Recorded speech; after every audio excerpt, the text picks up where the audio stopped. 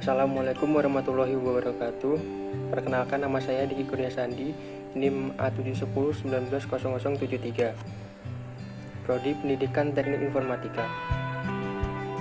Pada video kali ini saya akan membahas pentingnya sebuah teknologi keamanan jaringan apabila diterapkan dalam perusahaan, yaitu mencakup manfaat, risiko, dan contohnya. Nah, sebuah teknologi keamanan sangat penting untuk diterapkan dalam perusahaan karena cyber security adalah teknologi, proses, atau praktik untuk melindungi jaringan, komputer, program, atau data dari serangan, kerusakan, maupun akses tidak sah. Disebut juga sebagai upaya melindungi informasi dari cyber attack, yaitu tindakan sengaja mengganggu kerahasiaan, integritas, dan ketersediaan informasi. Perusahaan berbasis digital sangat dianjurkan memperhatikan cyber security atau cyber protection supaya informasi tetap aman. Informasi atau data perusahaan merupakan aset berharga yang tidak boleh jatuh ke tangan pihak lain karena dapat disalahgunakan. Jika ini sampai terjadi, maka perusahaan tersebut akan rentan mengalami masalah atau kerugian. Adapun manfaat dari cyber security antara lain, yang pertama, menghindarkan perusahaan dari peretasan. Selain produktivitas menjadi terganggu, peretasan juga kerap berujung pada pengeluaran tambahan. Perusahaan belum tentu harus melakukan perbaikan jaringan dan hal ini pasti butuh biaya. Yang kedua, memberikan jaminan perlindungan data, khususnya dari oknum yang ingin mengambil keuntungan dari data tersebut. Data itu sendiri dapat dijual atau digunakan untuk kepentingan lain yang merugikan perusahaan. Nah, yang ketiga, menjaga reputasi perusahaan di mata publik, secara khusus pengguna jasa atau pembeli produk perusahaan tersebut. Dengan jaminan keamanan tersebut, konsumen tidak khawatir kehilangan privasi atau informasi pribadi.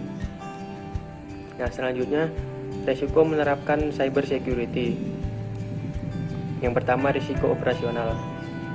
Eksploitasi seperti ransomware, distribute denial of service atau DDoS, pencurian data, pembajakan situs, serta pencurian sumber daya dapat menjadi serius mengganggu operasional bisnis. Beberapa gangguan mungkin memang hanya akan mengganggu operasi bisnis secara internal. Tetapi berbeda jika yang diserang adalah DDoS atau pembajakan situs yang dapat menyebabkan krisis di mata publik. Yang kedua, risiko reputasi. Baik pelanggan, investor, atau mitra tentunya akan menghindari melakukan bisnis dengan perusahaan-perusahaan yang memiliki reputasi buruk dan berkemungkinan membuat mereka celaka. Yang ketiga, risiko investasi. Melakukan investasi pada sisi cyber security adalah hal yang sangat baik, tetapi investasi yang berlebihan pada infrastruktur cyber security yang tidak berfungsi adalah sebuah kesalahan besar. Ingat, setiap dana yang dikeluarkan haruslah digunakan untuk efisiensi bisnis dan meningkatkan produktivitas. Beberapa hal yang bisa menjadi pertimbangan dalam menentukan produk cyber security yaitu struktur bisnis seperti apa yang dimiliki dan model bisnis seperti apa yang dijalankan. Setelah itu, buatlah prioritas pengeluaran, bagian bisnis mana yang harus terlebih dahulu dilindungi. Selanjutnya yaitu contoh penerapan teknologi keamanan pada suatu perusahaan.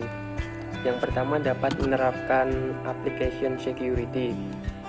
Application security merujuk kepada proses atau praktik dalam meningkatkan dan memelihara keamanan suatu aplikasi, sistem, dan jaringan.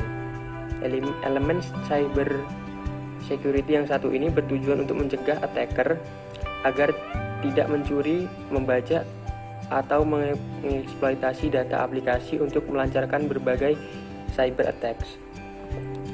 Nah, banyak cara yang bisa dilakukan untuk memastikan aplikasi Anda selalu aman dari cyber attack. Berikut ini adalah beberapa langkah yang dapat dicoba. Yang pertama yaitu authentication. Yaitu autentikasi yang dilakukan untuk memastikan bahwa hanya pengguna resmi dengan username dan password yang tepat yang dapat mengakses aplikasi tersebut. Yang kedua yaitu 2FA atau Two Factor Authentication, yaitu autentikasi dua faktor yang hanya akan memberikan akses setelah pengguna menyelesaikan 2 layer autentikasi. Yang ketiga, authorization atau otorisasi,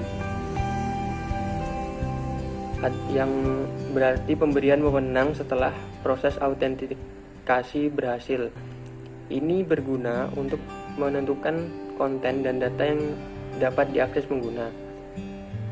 Yang keempat yaitu encryption atau enskripsi.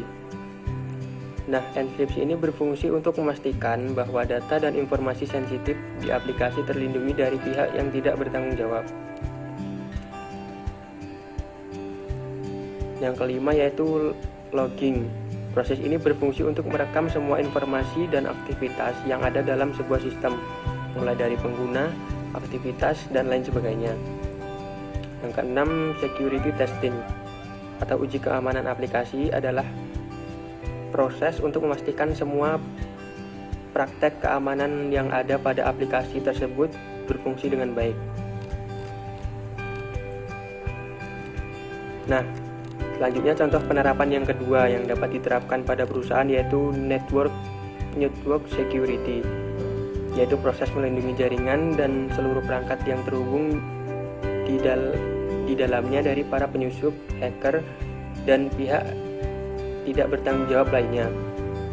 Singkatnya, keamanan jaringan adalah praktik perlindungan jaringan internal seorang individu, organisasi, maupun perusahaan dengan cara meningkatkan keamanan jaringan tersebut.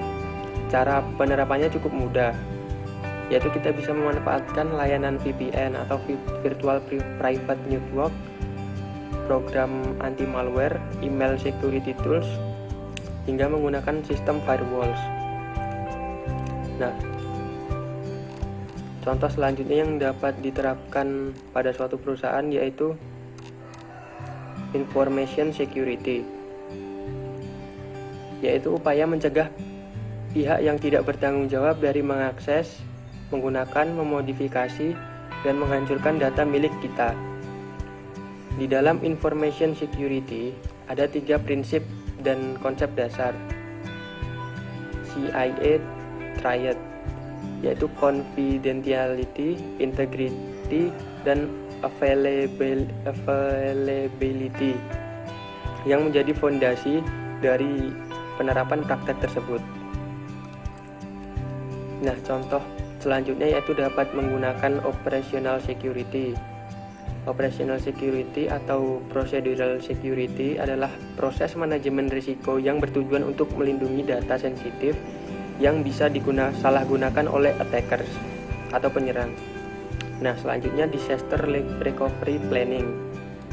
Sesuai namanya, disaster recovery planning merupakan upaya perusahaan untuk merespon berbagai insiden yang terjadi, baik bencana alam, cyber attack, dan lain sebagainya. Nah, mungkin sampai di situ penjelasan dari saya. Apabila ada kekurangan dalam penyampaian, saya mohon maaf. Wassalamualaikum warahmatullahi wabarakatuh.